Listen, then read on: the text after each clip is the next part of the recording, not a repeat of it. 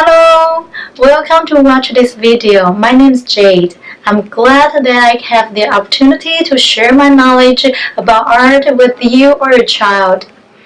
In this course, I create 8 lovely projects for different festivals, such as Father's Day, Mother's Day, Easter, birthday, Halloween, Christmas, Mid-Autumn Festival, and Chinese New Year. There are more than 20 cartoon drawings and art letters related to these projects.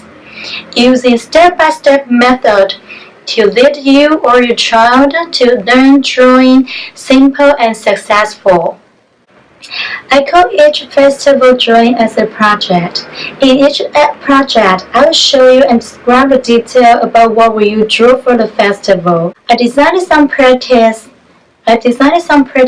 to help you learn better and build up your confidence. Each practice drawing is a part of the project and is also an individual complete picture. Then I will show you how to organize everything together and to complete a project. As you work your way through this course, you will discover that you may apply the knowledge you gain through each lesson to create unique masterpieces your own. You have 30-day money-back guarantee if you don't like it, and I'll keep improving my course so you will stay up to the date and the best that it can be. Hope can see you or your child in the lessons.